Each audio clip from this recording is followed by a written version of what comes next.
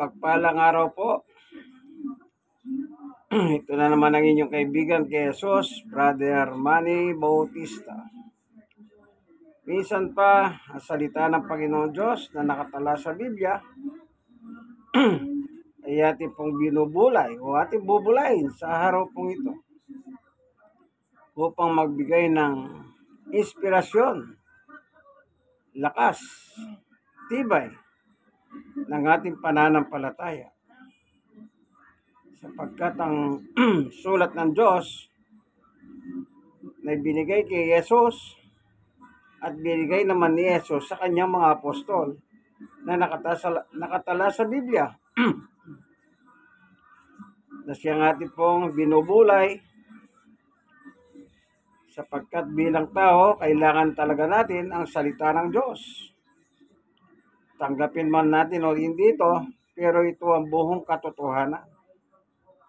Purihin ang Panginoon. Salamat po, Panginoon Diyos. Samahan mo po kami sa aming pagbubulay ng iyong mga turo at aral ayon sa Biblia. Buksan mo ang mga puso ng mga nakikinig, nanonood ng aking munting video. Kung sila man po ay may kabigatan sa buhay yung paghahanin. At kung sila man ay may mga iba't ibang karamdaman, tanging ikaw lang ang pwedeng magpagaling o Diyos. Tunay nga po sa iyo ay walang imposible.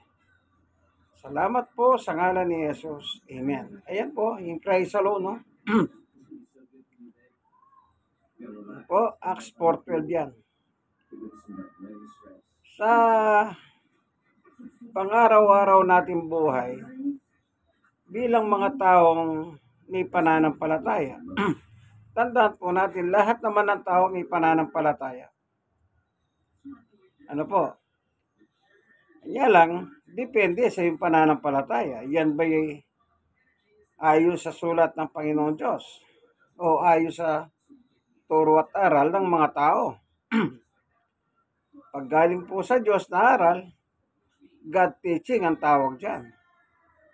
Pero pag galing lang sa tao, kagaya ng mga tradisyon o salit-saling sabi, at inuugnay mo naman sa pananampalataya mo sa Diyos, yan ay human teaching.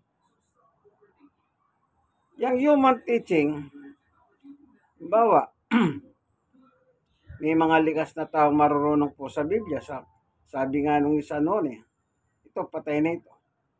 Patayin niyo ang ilaw, babasahin ko ang Biblia. Kung wala kang alam sa background niya, akala mo talagang magaling sa Biblia.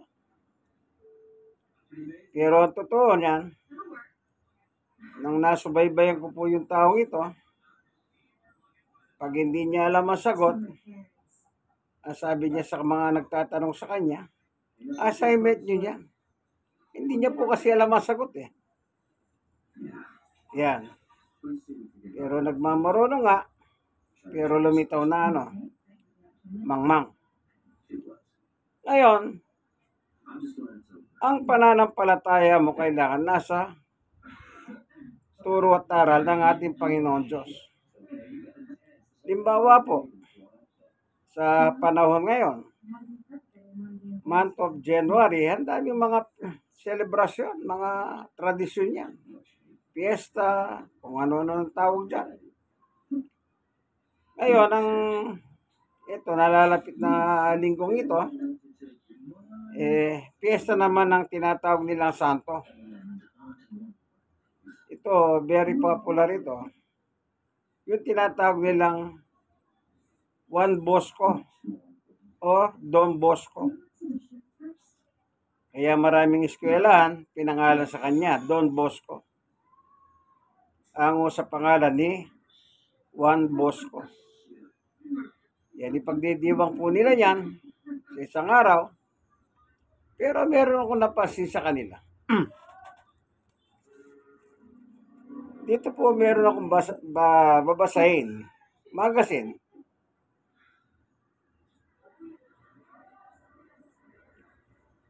Kalakbay.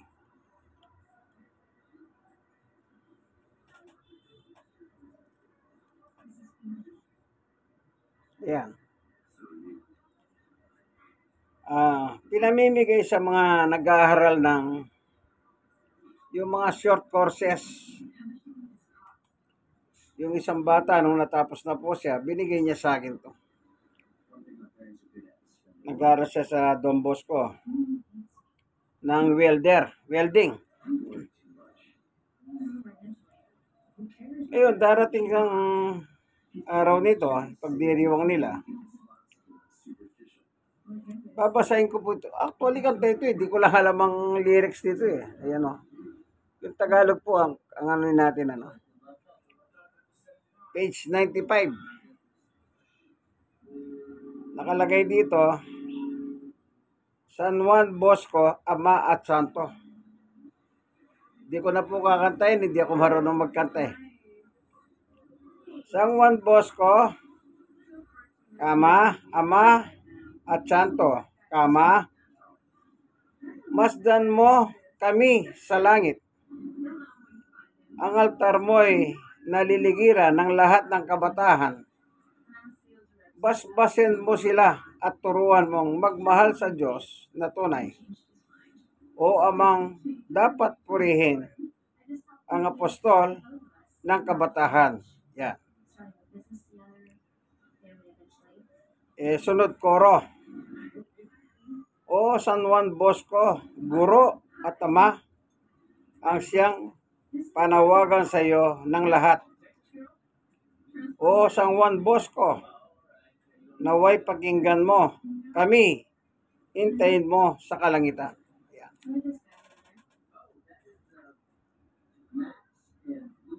Ayan.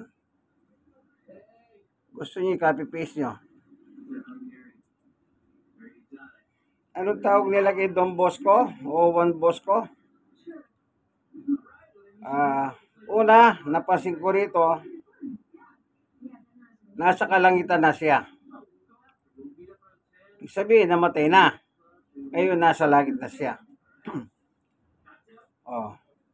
Kasi nakalagay dito sa koro, hintayin mo kami sa kalangitan. Anong ginagawa niya sa kalangitan? Masdan mo kami sa langit. So, nasa langit siya, buhay siya, nagmamasid dito sa lupa. Ayan, ano? Ano pang sabi rito? Basbasan mo sila. Sino yung sila? Yung mga dumadalangin sa kanya. Ano pang tawag sa kanya?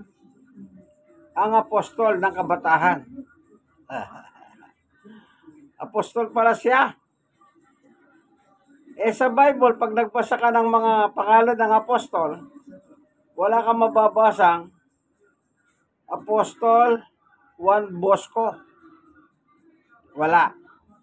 Nung araw, si Kay Buloy, yung manyak sa laman na rapist, na kaibigan ni dating Pangulong Rodrigo Duterte, ngayon, iskandalo ang dinulot niya sa bansang Pilipinas. Lumutang na po sa Senate inquiry yung mga babae na minolestya niya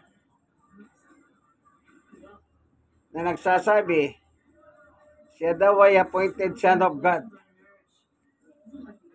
Kita niyo po na nung natatandaan ko po yung video niya tsaka nabasa kong magazine 2005 April 15 doon po nalabas yun tsaka yung babasay niya. Siya po daw ang yang Yesus po tinanggihan sa Israel, sabi niya. Kaya yung Espiritu ni Yesus, siya po pumasok sa akin. Kaya ako na ngayon ang Yesus sa katawan Pilipino. Na sinasabi niya, lahat ng kaluluwa pagmamayari ko. Nasa video po nila yan. Sa kanya daw po tayo dadahan bago tayo makarating sa Kingdom of God. Yung kingdom niya sa Davao, sa Tamayong. Na nung araw, sabi niya, bago mag-year 2000, darating daw si Jesus year 2000. Dumating po yung umaga ng December 31, the other day, January. Wala pong dumating na Jesus sa tamayong yun. Tapos sinabi niya, binibigyan pa tayo ng 1 taon. The next year, gano'n na naman ang ginawa niya. Noong January 1, na year, 2000 na, hindi rin dumating si Jesus. Ano pa? Ngayon, iskandalo. Rapist, manyak. Wanted sa Amerika ng FBI. Malakas lang po sa namumuno sa Pilipinas eh. Kaya hindi nila nagagalaw. Kasi sa Pilipinas po, ang politika, kademonyohan. Kung sino yung nakaupo, at meron kang doon, kapit, gumawa ka ng krimen, hindi ka nila papasinin. Kagaya na lang yung lumilitaw ngayon, krimen, yung sa loto. Walang nananalo kundi yung general manager na si Melquiades Robles. Ang galing nila, no? Na napanood ko rin sa balita, nagbigay siya kay Bongbong ng 30 million sa kanyang campaign fund. Kaya ngayon, bilyon-bilyon na ang kanyang kinukolekta. Tubon-tubo na. Ayun yung ginigisa sa Senado. Si Bongbong Marcos, tsaka yung asawa niya, wala lang. Okay lang ang korupsyon. Ba't tayo napunta sa mga korupsyon na yan? Ayan naman natin sila. Meron din silang kalalagyan sa Diyos yan. Kay Don Bosco tayo. Hindi apostol si Don Bosco. Ay yung mga nagsasabing, sabagay, Katoliko po nagsabi niya. Katoliko po yan. Hindi apostol yan ng kabatahan. Wala pong apostol ng kabatahan. Ang apostol po, yung grupo ni Pedro at yung grupo ni Pablo, ayon sa Biblia. Kaya wag nyo na pong dagdagan. Si Kibuloy naman nung araw, ang sabi niya, si San Marcos, apostol daw. Ayan, kaya ko pala nasabi si Kibuloy. Ang sabi niya, si San Marcos, pinalitan si Matias na apostol. Pero pagbasahin ng Biblia, wala naman pong apostol na San Marcos o Marcos. Kaya bulaan manyak. So bulaan din po yung Katoliko. Bakit? Sabihin ba nila, apostol ng kabataan si... wala nang magawa si San Juan Bosco. Patay na kasi. Ang masakit, patay na, dinadasalan pa. At ang sinasabi pa nila, masdan mo kami sa langit. Ulitin ko Ang title po nito, San Juan Bosco, Ama at Santo.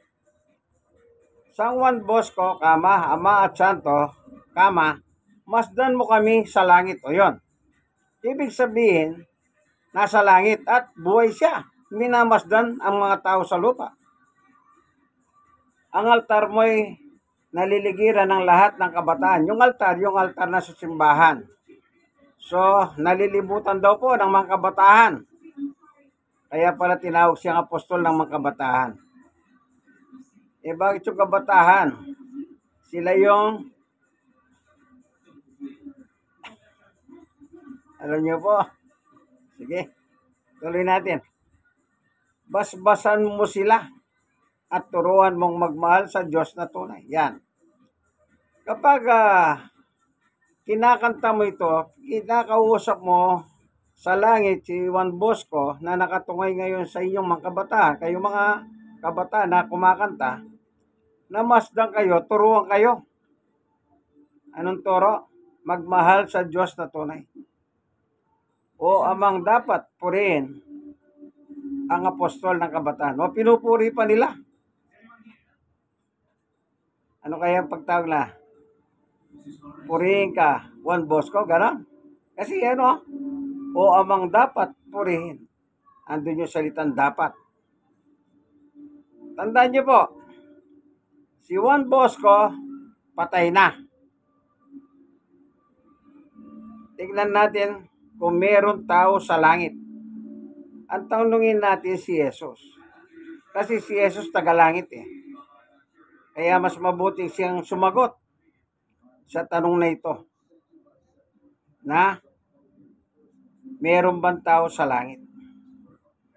Kasi yan nasabi nila eh. Sabi ng Simbahang Katoliko, nasa langit, minamasdan yung kabataan dito. Ay, ibig sabihin, buhay siya sa langit. Namatay siya rito, ngayon nasa langit, buhay siya. Tsaka natin isunod yung koro. Dito po sa libro ng 1:3:13. Sabi ng Panginoong Yesus, ganito, wala pang sino mang umakyat sa langit, kundi ang bumaba mula sa langit, ang anak ng tao. Yung anak ng tao, title ni Jesus yun. Ginagamit niya rito nung nangangaral siya, anak ng tao. Kasi nga po, pinanganak siya ni Maria. Ano po? Title yun ha. Maliwanag ang sabi ng Panginoong Yesus, wala pang umakyat sa langit, kahit sino man. Kundi yung bumaba mula sa langit. So, sino po yung umakyat sa langit? Tignan na nga natin yung libro ng Gawa. Nang si Jesus po nangaral dito sa lupa. Nangaral sa lupa. Kasaysayan, inatulad ng kamatayan, at na ikatlong araw bumangon, then after 40 days, sumakyat sa langit. Ano po?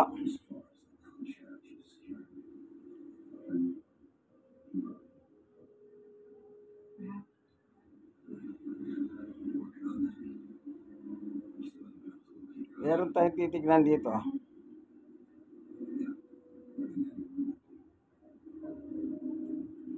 Tignan natin ano sa Gawa.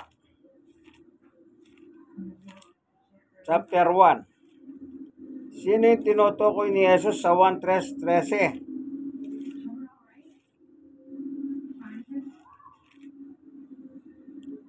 Ito po ano? Sa Gawa 1:6. Ang title, ang pag-akyat ni Jesus sa langit. Si Jesus pala umakyat sa langit. Nang magkatipon si Jesus at ang mga alagad, nagtanong sila kay Jesus, Panginoon, itatatag na po ba ninyong muli ang kaharian ng Israel?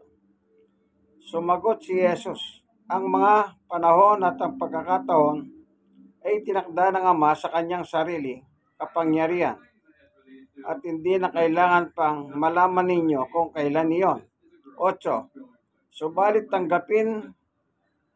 tatanggap kayo ng kapangyarihan ng pagbaba sa inyo ng Espiritu Santo at kayo magiging mga saksi ko sa Jerusalem, sa buong Judea at sa Samaria at hanggang sa dulo ng daigdig.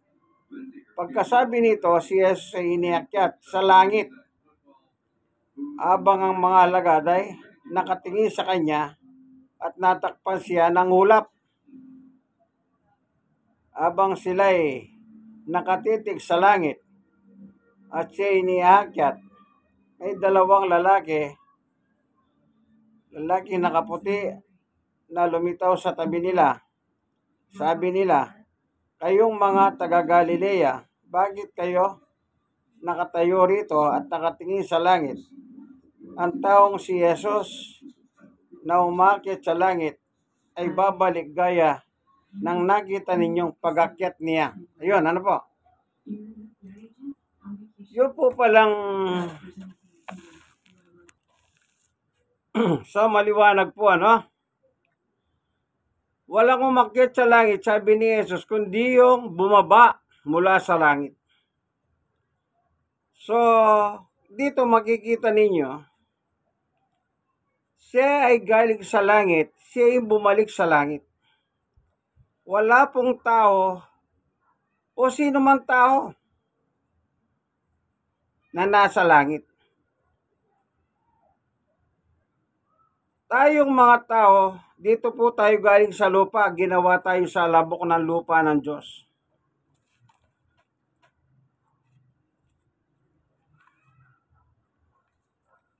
Tingnan natin.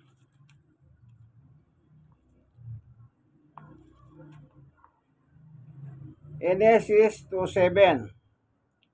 Pagkatapos ginawa ng Panginoong Yahweh ang tao mula sa alabok, iningahan niya sa ilong at nagkaroon ito ng buhay. Yan. Nagmula tayo sa lupa. Kaya pag namatay ka, yung katawan mo ililibing at yung kaluluwa mo, yung hininga mo, yung buhay mo, babalik sa Diyos para tumanggap ng hatol sa ginawa mo dito sa lupa ng katawan mo.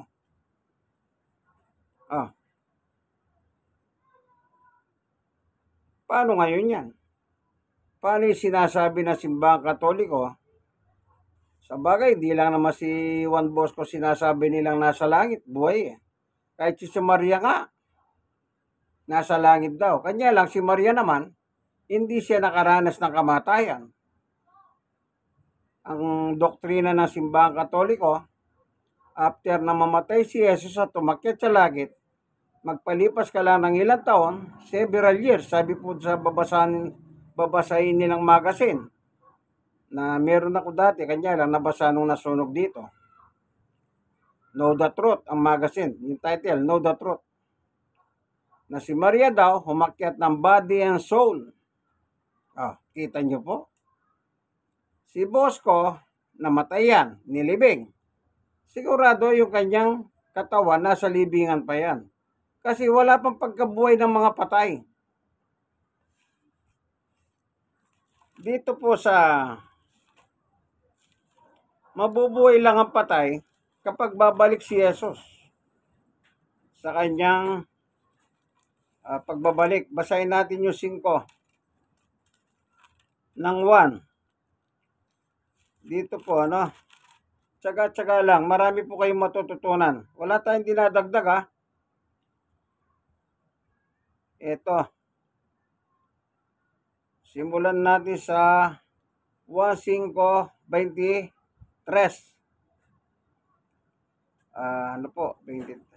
25. Pakatandaan ninyo na darating ang oras at ngayon na nga na maririnig ng mga patay ang tinig ng anak ng Diyos. At ang sino mang makinig sa kanya ay mabubuhay. Yon. Kaya wala pang nabubuhay sa sementeryo. Kaya paano naman nakarating itong si Juan Bosco sa langit at nagmamasid sa mga kabataan dito at tinatawag siyang apostol ng kabataan, apostle of the youth. Yung may sabi niyan, yung simbahang Katoliko, yung namumuno. Kanya lang si Juan Bosco hindi na makapagreklamo. Siyempre patay na. 26. Kung paano nga ang Ama mismo ang pinagmulan ng buhay, gayon din naman ang anak na binigyan niya ng ganoong karapatan. 27. Binigyan niya niya ang anak ng kapangyarihan umatol sapagkat siya ang anak ng tao. 28. Huwag ninyo itong pagtakan sapagkat darating ang oras na maririnig ng mga patay ang kanyang tinig. 29. At sila'y babangon. Lahat ng gumawa ng kabutihan ay babangon patungo sa buhay na walang hanggan. At lahat ng gumawa ng kasamaan ay babangon patungo sa kaparusahan.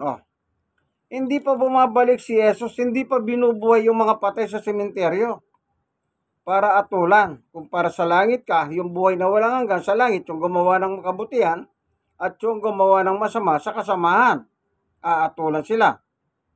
Langit impyerno lang po tinutukoy doon. Paano mo ngayon sasabihin na yung si Bosco nasa langit na, nagmamasid dito? Sabi, hindi pa bumabalik si Jesus. Kailangan maranasan muna natin ang pagbabalik ni Jesus para yung mga nasa libingan. Ay, nakalagay yung nasa libingan. Hindi ba yung mga patay yan? Pero pag dumating si Jesus, maririnig ng mga patay ang tinig ni Jesus at babangon sila para atulan kung sa langit ka o sa impyerno ka. Eh, timano, ito simbahang katoliko, hinunahan pa si Jesus. Sabi nila, si Juan Bosco, ay ano, litin nga natin. Ang title po nito, San Juan Bosco, Ama at Santo. Kung kakantahin nyo, ako hindi ko alam magkanta dito kasi hindi ko pa narinig kahit minsan no? San Juan Bosco, kama, Ama at Santo, kama, masdan mo kami sa langit. O di nasa langit na. E sabi ni Jesus, wala pang umakyat sa langit. Hoy, gising, kayong mga Katoliko. Naloko kayo ni Satanas. Ang altar mo'y naliligiran ng lahat ng kabataan o ginawa pa ng altar dito sa lupa. At itong mga kabataan, naguyo. Hallelujah. Basbasan sila at turuan mong magmahal sa Diyos na tunay. O amang dapat purihin. Pinupuri pa nila. Ama ang tawag nila sa Kanya. Hallelujah. Kaya yung mga ang tawag nila? Mga panatiko kay Bosco, ama ang tawag nila kay Bosco. O amang dapat papurihan. Ang dapat pinapupurihan po ang Diyos. Praise God. Amen. Naloko na. Ang apostol ng kabatahan. Hallelujah. Talagang, ewan ko, sino sumulat sa Katoliko niya. Tahasan ko sinasabi yan, pandaraya. Niloloko nyo ang mga tao. Pinasusunod ninyo sa turo at aral ninyo. Bakit di nyo basahin ang Biblia? Kayo nagsasabi. Kayo ang nag-compile ng Biblia. Sige, sundin na natin yon. Paniwalaan na natin. Kayo nga nag-compile kung kayo nga yan. Pero bakit hindi ninyo sinusunod yung kinumpile ninyo sa Biblia? Bakit pa kayo gumagawa ng inyong mga sariling aral? Kagaya nito. Isipin mo kung ilan ang estudyante ng Don Bosco. Lahat yan, nahuto, naloko ng mga pare. Pare yan, nagpapatakbo niyan Ibig sabihin, ang pare, kinakasangkapan naman ni Satanas. Anong tawag dan? Anong tawag dyan? Tabarkats ni Satanas. Isipin nyo, nilabanan nila ang aral ni Kristo. Hindi ako may sabi niyan, binasa ko lang. Ngayon, tanungin natin ang Diyos. Panginoon Diyos, dapat ba kami makinig sa iyong anak? Dito pa lang sinabi Ulitin nga natin, Tsaka tayo babasa ng isang talata, Ito sa 26. Kung paano nga Ama mismo ang pinagmulan ng buhay, gayon din naman ang anak na binigyan niya ng ganoong karapatan. Sino yung anak? Si Jesus. 27. Binigyan niya ang anak ng kapangyarihan umatol sapagkat siya ang anak ng tao. Yung pagkakataon tao ni Jesus dito sa lupa, taglay-taglay niya po ang katangian ng Diyos. Ayan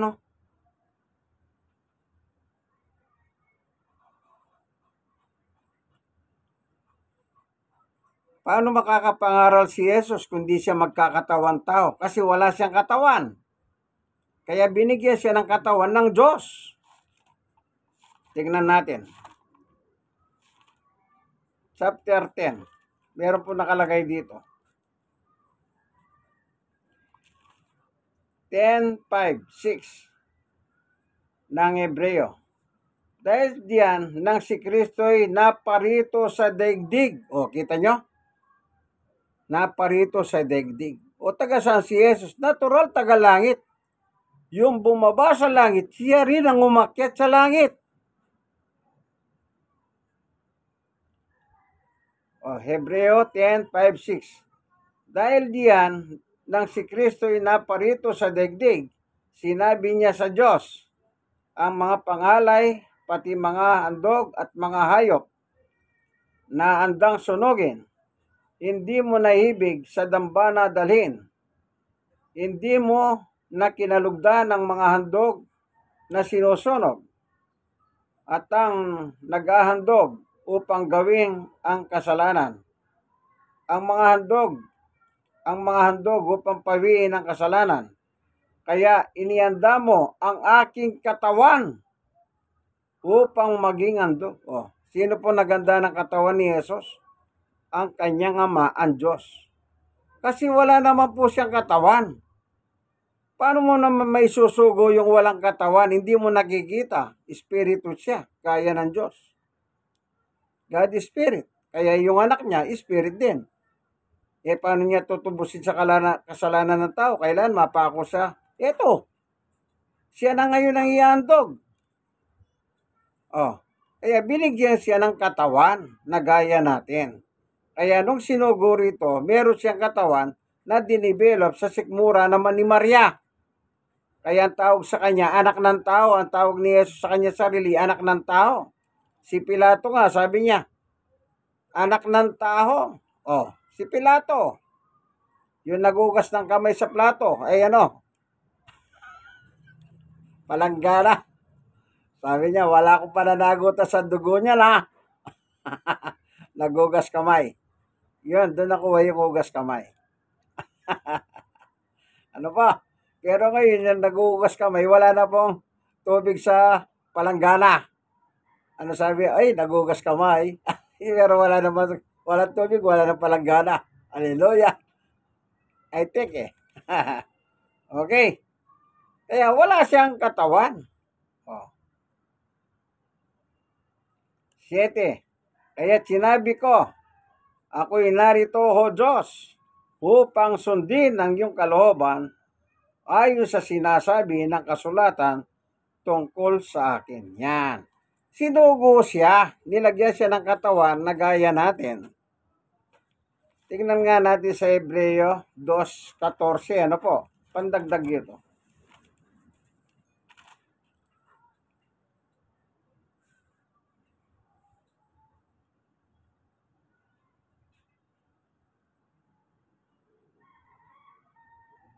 Dahil sa mga hanak na tinutukoy niya ay tao, naging tao rin si Jesus tulad nila, may laman at dugo. Yun.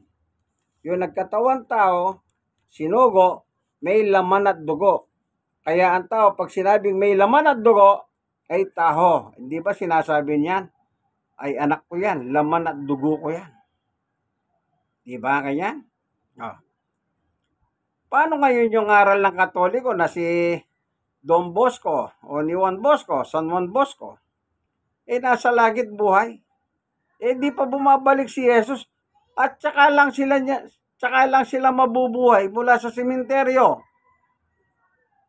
Hindi pa napakaliwanag ang salita ng Biblia? Sabi ni Jesus.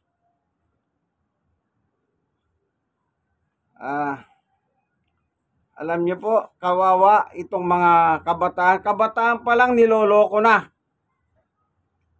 ng mga pare. Diyan sa mga eskwelahan Don Bosco. Ay yung mga Bosco niyan.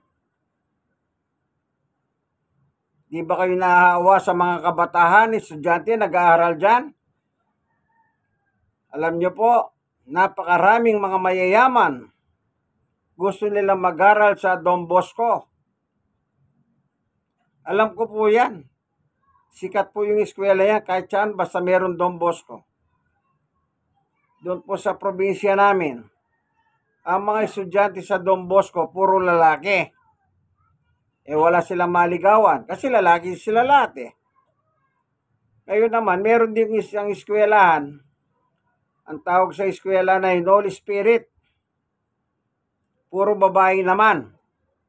Kaya nangyayari po noon sa aming probinsya, yung eskwela ng Don Bosco, yung mga lalaki, pag may nililigawan yung eskwela ng Holy Spirit. Kasi mga babae naman yon. Ano yung mga nag-aaral doon? Mga may kaya sa buhay. May kaya.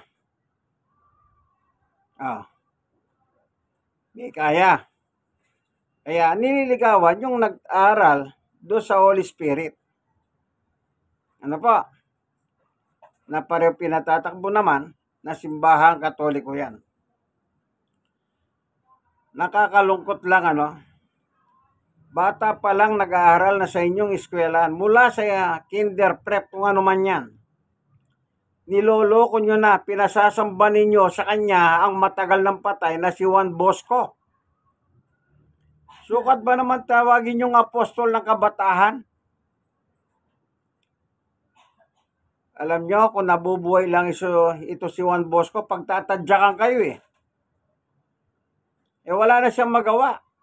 Kasi matagal na siyang patay. Di ko lang alam kailan namatay ito. Pero sigurado patay yan. Kasi wala naman taong hindi namamatay. Kaya yung sinasabi nilang si Maria daw hindi namatay, umakyat ng body and soul. After so many years na umakyat silang si Jesus, wala pong ebidensyang ganyan. Wala nakasulat sa Biblia na after ng ilang taon, umakyat naman si Maria.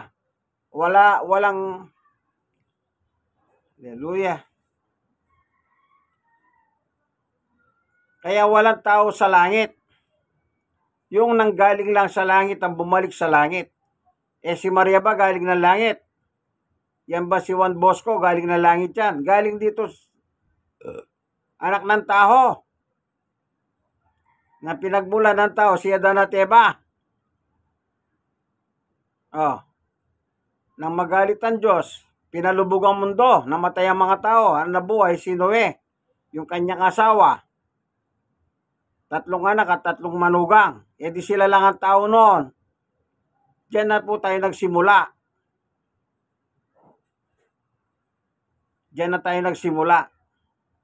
Sa lahi ni Noe, tsaka yung asawa niya. Na si Noe at yung asawa niya naman, sa lahi naman ni Adan at Eva.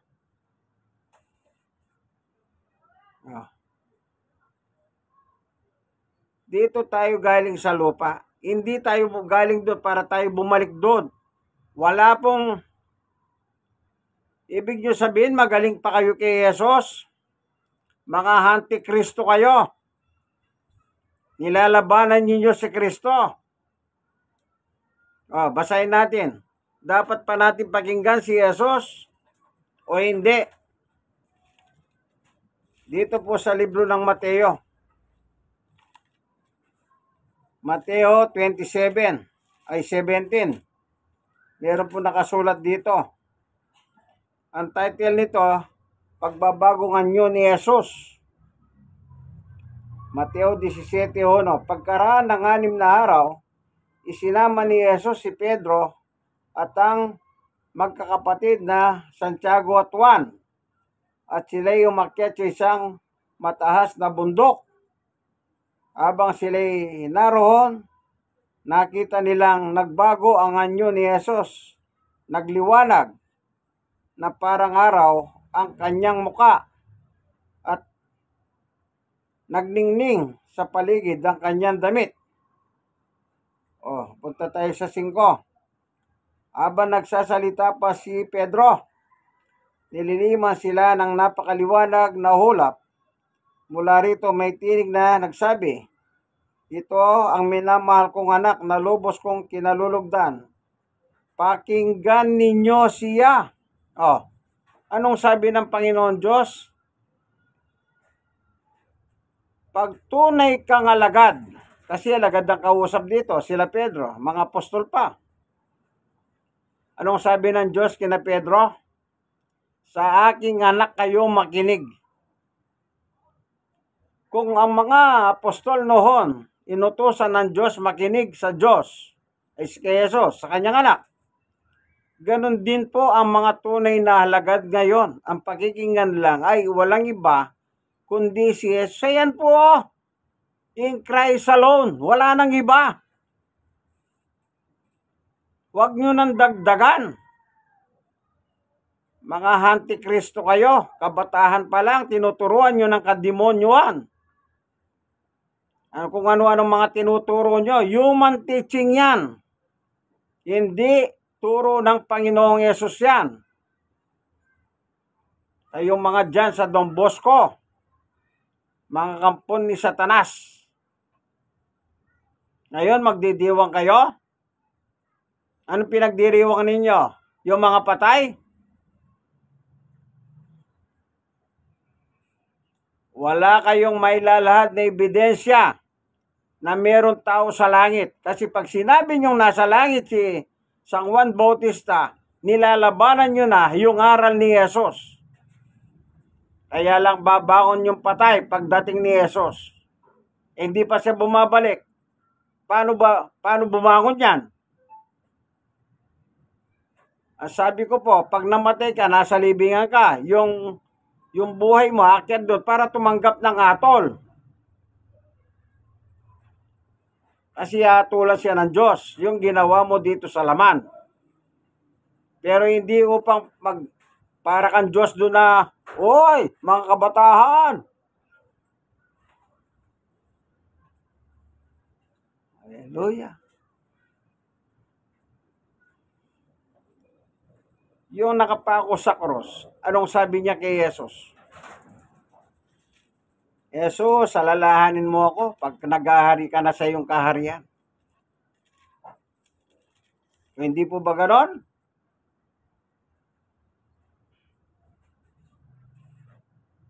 Anong sabi ni Jesus? Ngayon din, isasama kita sa paraiso.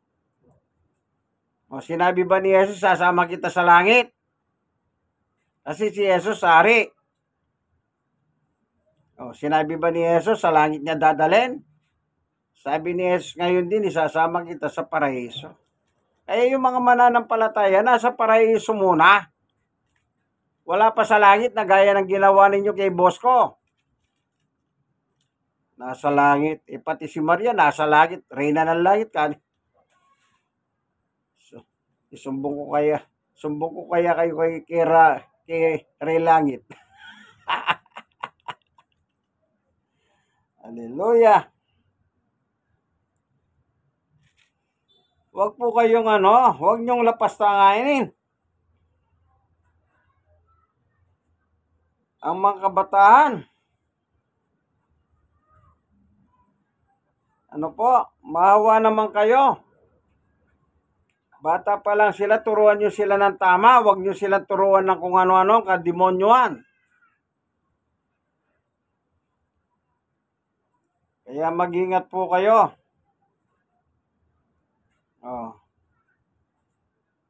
O hindi po ba? Sabi ni Jesus dun sa nakapako sa krus. Jesus, sabi niya, isama mo ako ha. O ano sabi ni Jesus? Oo. Ngayon din, dadaling kita sa paraiso. Kaya alam niyo po, kaya sabi ko nga po, yung inyong pananampalataya, tiyakin nyo, nakalapat po sa turo at aral ng Diyos sa Biblia. Huwag na po kayong magmamagaling pa. Ako hindi po ako nagmamagaling. Nagbabasa po ako. Biyaya ng Diyos. Nabinigyan po ako ni Jesus ng unawa. Ganito po nakalagay.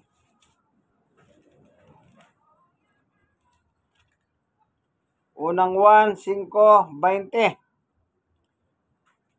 At nalalaman nating naparito na ang anak ng Diyos at binigyan niya tayo ng pangunawa upang makilala natin ang tunay na Diyos at tayo nasa tunay na Diyos sa kanyang anak na si Jesucristo. Siya ang tunay na Diyos at buhay na walang hanggan. Sino nagbibigay ng unawa? Ang Panginoong Yesus. Itong mga paring nagtuturo na si Bosco nasa langit, Wala silang unawa galing kay Jesus.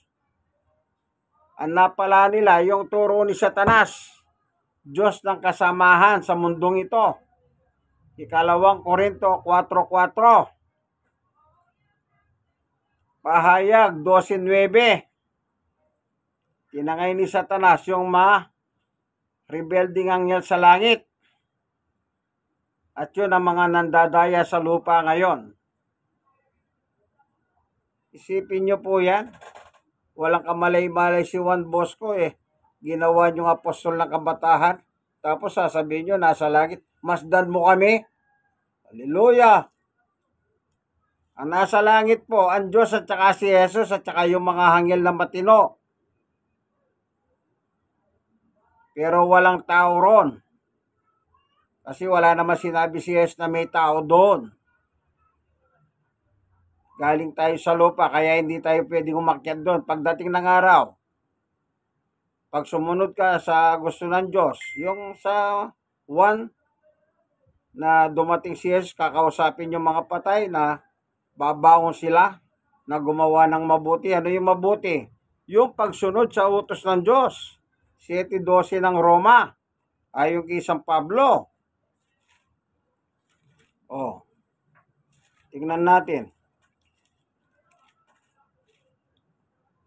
Ano sabi ni San Pablo? Kaya nga, ang kautusan ay banal at ang bawat utos ay banal, matuwid at mabuti. Utos ng Diyos, banal, mabuti. Yun ang tinutukoy po sa 1.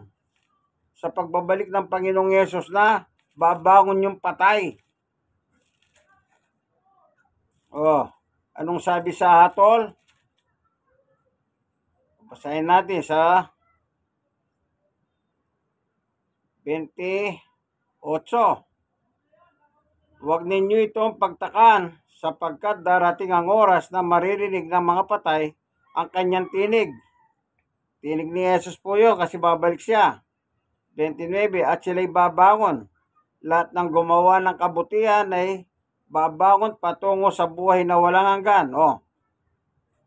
Itong kabutihan dito, yung salita ng Diyos, gawang mabuti. Utos ng Diyos ay mabuti, banal. At lahat ng gumawa ng kasamahan, patungo sa kaparusahan. Sino yung naging masama? Yung hindi sumunod sa salita ng Diyos. Yung sumunod, palangit. Yung hindi, pa-impyerno. Walang purgatorio. Hindi tinuro ni Jesus ang purgatorio. Ang binanggit ni Jesus sa Marcos 9, impyerno. Wag nyo na pong lampasan ng galing ninyo si Jesus, hindi kayo mananalo kay Jesus. Kahit yung mga kababayan niyang Hudyo noon, napilit siyang hinahanapan ng mali, ng dahilan para siya ma-prosecute. Hindi nga sila umubra Magagaling na sila sa kasulatan pero hindi sila umubra kay Jesus. Bakit? Si Jesus anak ng Diyos na buhay. Amen. Hindi siya tao. Anak ng Diyos na buhay. Ibig sabihin, Diyos din siya, gaya ng kanyang ama. Pagkatapos sasabihin nyo siya ay tao. Hindi siya tao, kundi nagkatawan tao, nakibahagi sa laman at dugo. Kayong mga isa pa itong mga mga pasaway, mga Iglesia ni Cristo ni kay Felix Manalo, kung may pagmatigasan, tao, puro tao. Pagkatapos sasabihin nila si Felix Manalo, umakit na anghel sa sikatan ng araw. Anghel pala. Di mas mataas pa si Felix Manalo. Nasa si Felix Manalo, lumalangoy na sa puy ng impyerno. Bakit? Antikristo rin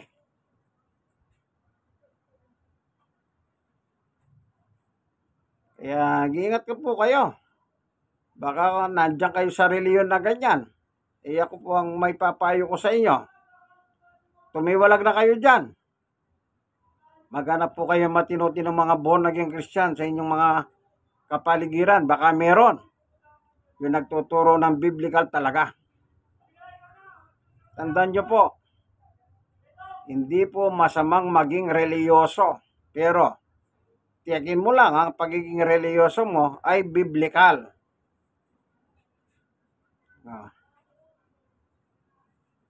Biblical. Bakit biblical? Nasa Biblia salita at aral ng Diyos eh. Salamat, Panginoon Diyos, sa katotohanan na binahagi mo po sa amin sa oras pong ito. Maraming salamat po. Nawa buksan mo ang isip at puso ng damdamin ng mga taong manonood ng video ito. Na kung sila man po ay nasa ganitong pananampalataya, sa maling pananampalataya, na wala po sa saligan sa Biblia, ayusin mo po, ituwid mo po sila, Panginoon Diyos, sapagkat ikaw lamang ang pwedeng mag-ayos sa kanila. Salamat po sa ngalan ni Jesus. Amen. Yan. Nakangiti na. Kaibigan. Yan. Like and share. Share lang po, ano? I-share nyo po sa marami. Mas maganda, marami. Ano po? I-share nyo nang i-share. Bakit? Malay ninyo, makatulong kayo. Sana meron po kayong natutunan. Lahat naman po yan kinuha natin sa Biblia. Yung ginamit ko pong Biblia ngayon, ang Biblia ng mga pastor, Poemen Bible. Ano po? Ito po ang inyong kaibigan kay Jesus, Brother Manny Bautista. Ano po? God bless us all. God is good all the time. All the time, God is good in Christ alone.